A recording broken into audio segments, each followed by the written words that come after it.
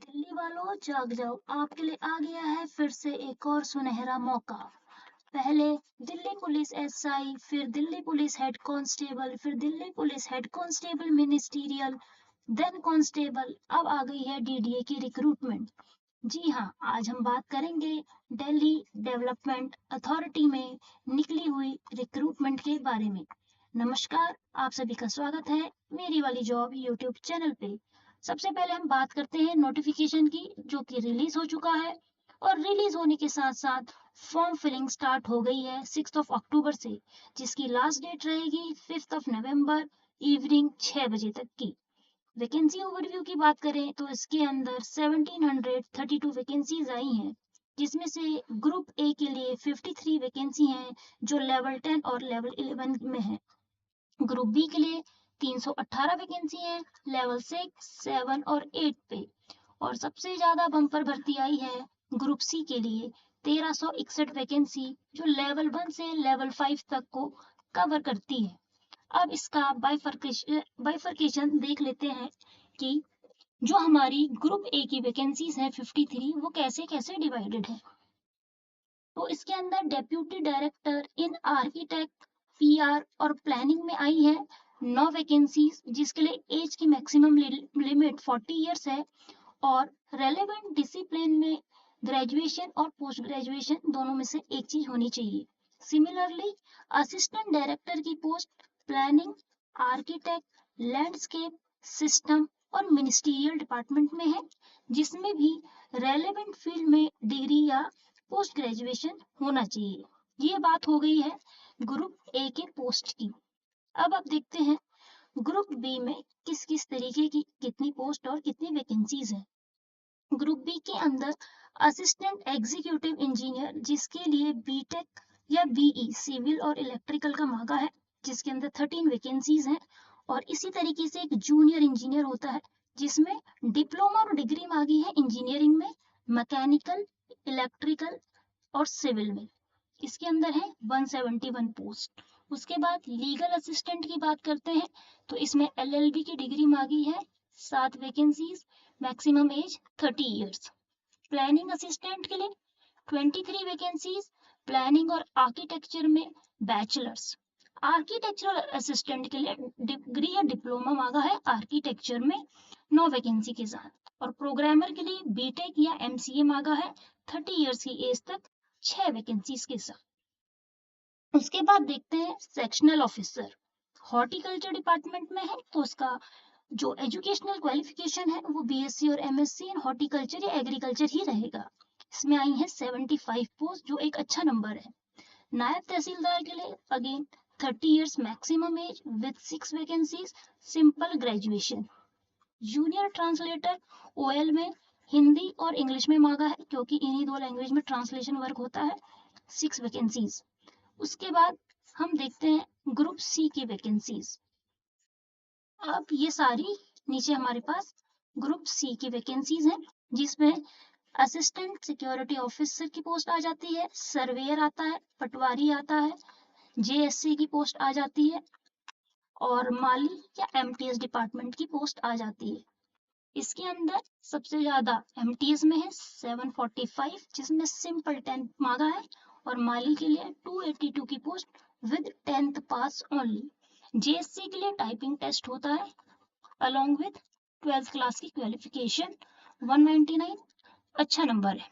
पटवारी की post again group C की एक अच्छी पोस्ट मानी जाती है, 75 vacancies with graduation as a qualification.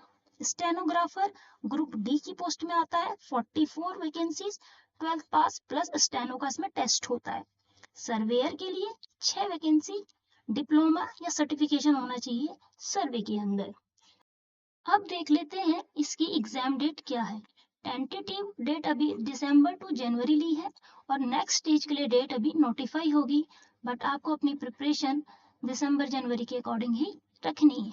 अगर एप्लीकेशन फी की बात करें तो अनरिजर्व कैटेगरी के लिए 2500 नॉन रिफंडेबल और रिजर्व कैटेगरी में 1500 refundable only if the candidate appears in exam तो ये आपके जो भी बैंक अकाउंट है उसमें ट्रांसफर होगा।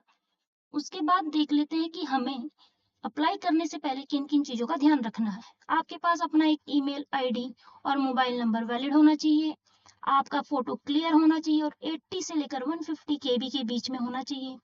आपके जितने भी एजुकेशनल डॉक्यूमेंट हैं, चाहे वो मेट्रिकुलेशन का हो, चाहे वो ग्रेजुएशन का हो, चाहे वो हायर स्टडीज में पोस्ट ग्रेजुएशन का हो, या आपका वर्किंग में एक्सपीरियंस सर्टिफिकेट हो, उनकी स्कैन कॉपीज होनी चाहिए।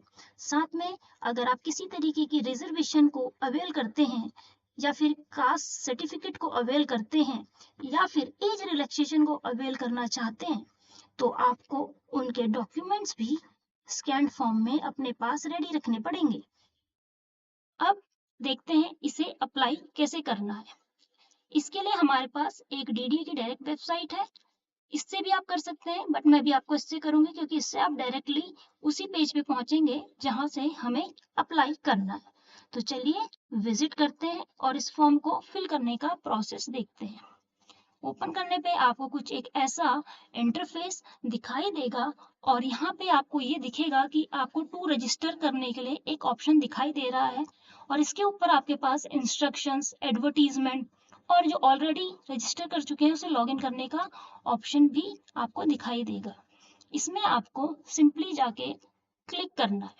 जब आप यहाँ पे क्लिक करते हैं तो ये आपको रजिस्टर करने के लिए पोस्ट सिलेक्शन मांगेगा। सपोज करते हैं हमने यहाँ पे एक प्रोग्रामर की पोस्ट डाली, तो उससे ये ऑटोमेटिकली उसका पोस्ट कोड ले लेगा। फिर आपको यहाँ पे अपना नेम फिल करना है नीचे, उसके बाद अपना मोबाइल नंबर देना है और उसे कंफर्म करना है, ऑल्टरनेटिव मोबाइल नंबर और ईमेल एड्रेस देना है। जब आप ये कर लेते हैं तो उसके बाद ये आपको एक ओटीपी जनरेट करने के लिए बताएगा।